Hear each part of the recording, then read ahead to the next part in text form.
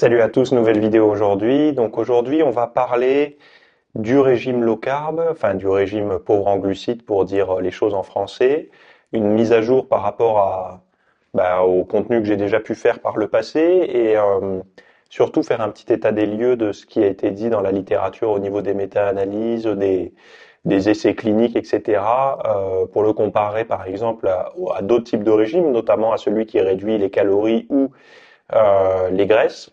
On va voir les inconvénients également, puisqu'il y a quand même quelques petits inconvénients. Il y a quand même, enfin, il n'y a pas que des inconvénients, il n'y a pas que des avantages. Et l'idée étant de mettre un petit peu de nuance par rapport à ça, puisque c'est vrai que en France notamment, que ça soit les glucides, les féculents, tout ça, ça domine beaucoup dans le quotidien, dans les assiettes des gens, dans le quotidien. Et quand on commence à toucher à ça, on a l'impression qu'on touche un peu à quelque chose de presque religieux, quoi. Et donc ça a beaucoup de mal à passer. C'est un petit peu dès que de toute façon il y a, je sais plus qui c'est qui dit ça, mais il y a un dicton qui dit que la réalité est décevante. On aimerait tous que la réalité ce soit de manger plein de gras, plein de sucre et que tout se passe bien. Sauf que la réalité est décevante. Parfois il faut manger moins de ce qu'on aime pour obtenir les avantages et atteindre les objectifs qu'on a envie d'atteindre. Bon bref, alors là c'est pas, il n'y a pas de plan diététique ni rien ici, hein. Les plans diététiques, j'en propose déjà partout dans plein d'autres contenus.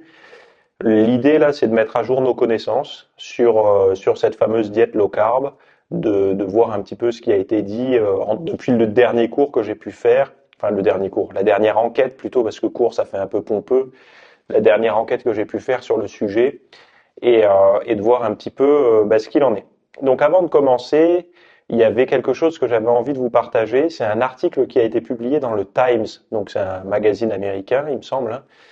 Oui, c'est américain, d'un médecin new-yorkais qui s'appelle le docteur Woodson Merrell. Alors c'est pas n'importe qui, hein, c'est un médecin qui aujourd'hui, si vous allez voir son site, il fait vraiment de la médecine, ce qu'on appelle intégrative, déjà il est médecin, en plus il s'occupe du stress, du sommeil, de la diététique, de l'exercice.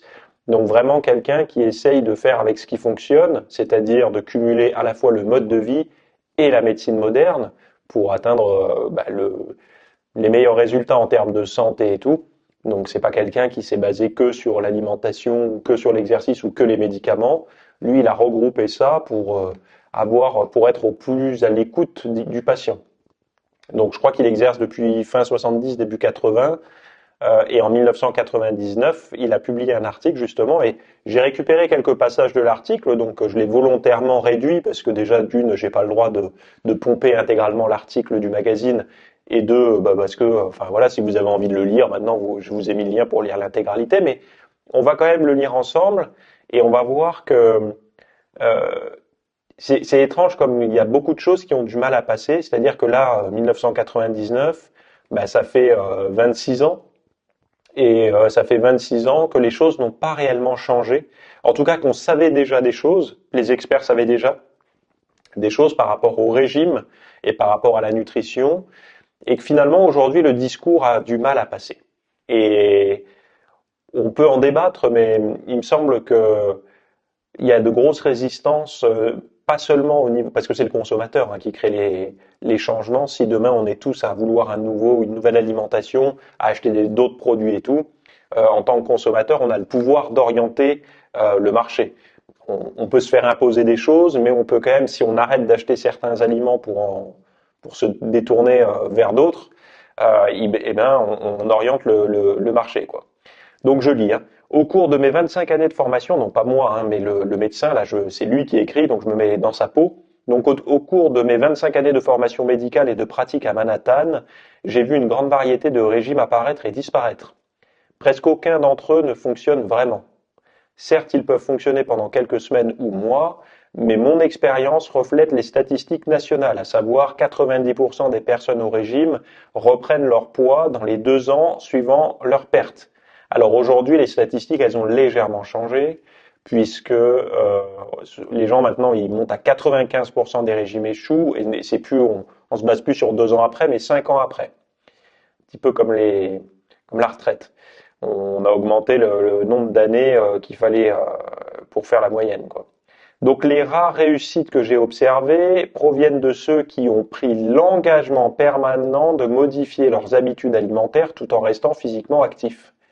Donc ce qu'il est en train de dire, c'est exactement ce que je vous dis depuis je sais pas combien de temps, même s'il est plus vieux que moi, mais j'avais pas connaissance de ça avant que je prépare cette enquête.